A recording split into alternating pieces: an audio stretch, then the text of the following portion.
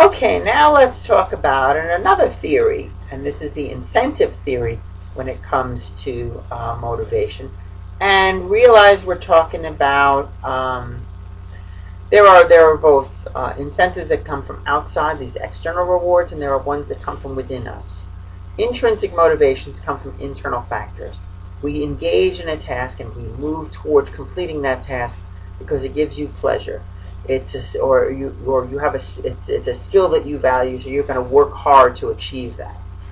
Okay, if you really enjoy learning and you really want to learn, so you're taking this class, you want to learn as much as you can about psychology and being able to apply it to the career that you're going into, or how you understand yourself and others, then you're really motivated to learn. You don't want to just skim through stuff and just get through the class. You really want to learn, and that's going to push you to engage in those behaviors to help you study, help you understand things more. And that's an example of intrinsic motivation. Okay. Extrinsic motivation, you are motivated by external factors. It's not about the task itself. You're just doing this as a means to an end. Maybe you don't give a hoot about psychology. You're taking it because it's a required course, and you just want to get a good enough grade so that you can get into your professional program that you might be going into. And it's really just a stepping stone to get to where you want to go. And if that's the case for you, then your motivation for taking this course would be more on the extrinsic side rather than the intrinsic side. Now, in reality, all of us are motivated by both intrinsic motivation and extrinsic motivation. For example, I am teaching this class, I am recording this lecture for you, and I enjoy talking about psychology and getting people interested in psychology. So I have some intrinsic motivation for doing what I'm doing. However, I also get paid for doing this, and if I did not get paid for doing this, I would not be doing it. I need to be able to feed my family, obviously, so I need to be able to get paid. So there's both intrinsic motivation and extrinsic motivation in many of the things that we do. And, I think that it's probably, from an educational point of view, we would hope that you become more intrinsically motivated to learn, because we want you to continue learning after you earn your degree. You want to be learning when you're on your career. You want to be learning at home, presenting a good example for your children, that kind of thing. Wanting to do it for yourself is, helps sustain you for the long haul. You're more likely to sustain those behaviors if you're intrinsically motivated than if you're extrinsically motivated. Basically, if the extrinsic rewards stop, you stop. If your motivation is only extrinsic. If your motivation is intrinsic, you would probably do it regardless. In fact, there has been some research that shows that if you give out extrinsic rewards to children who are doing a task just because they want to do it, it actually can undermine their actual interest. So in other words, if you're going to decide to bribe your kids to do well in school, well, they're going to be motivated to get the good grades so that they can get the prize or the money or the car that mom and dad is going to promise them. And that's really where their goals, their priorities are. But you would like your children to want to improve themselves and want to learn. That'll sustain them without your help. And that's what you'd like to be able to say. Okay, an important theorist regarding motivation is Abraham Maslow. And he developed that hierarchy of needs. And he made the case that you need to satisfy lower level, basic physiological needs before you can get to your higher level needs.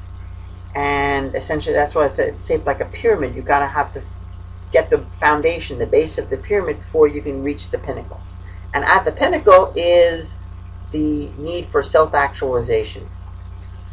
And this is a motivation to develop to our highest potential, become the best we can be.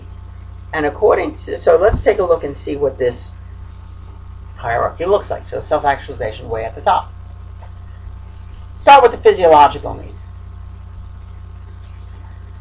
Basically, Food, water, and sex. This is your physiological needs. You need this for survival of the species, if you're talking about sex. But basically, we need to get those needs satisfied, and these tend to be the priority. At the second level, are safety needs. You need to be able to eat, you need to be able to breathe, and you need to be able to drink water. But you also need to be able to be safe. But if you're starving, you're going to take risks to eat. And therefore, the physiological needs take precedence over your safety needs. At the third level, love and belonging. This is where you are motivated to develop close relationships with other people, to be accepted by others, to be loved by others, to love and be loved. And this is considered a higher level need. Once you consider yourself safe and you're well fed, you can go ahead and take care of this connecting with others. At the fourth level, you want to feel good about yourself. You want to have your esteem needs satisfied. You want to see, I'm a worthy person. I'm a successful person. I feel that I'm a high achiever. So if you figure like you're walking across the stage and they hand you your diploma, say, well, I earned this degree, I worked so hard, and now I've got something to be proud of, then you're certainly satisfying your esteem needs. Now, according to Maslow, for most people, that's as high as they get. He was disappointed that he found very few people who were, he called self-actualizers. And this is becoming the best you can be, and reaching your potential. People who are self-actualizers, they are essentially kind of moving toward that, just always looking to improve, always looking to get better, and it kind of frees themselves. They don't worry about minutia. They appreciate the life that they have around them. They can stop and smell the roses. They can appreciate the little things. They have a sense of humor. So people who have this self-actualization, they have that, he called like a spark they have of life. They really just appreciate and eat up life. And that's essentially what he's talking about. It's more than just patting yourself on the back and saying, boy, I'm successful. It's more about, what more can I learn? What more can I achieve? What more can I see? What more can I understand about the world around me? And it's about, again, becoming the best you can be and seeing and moving all in that direction.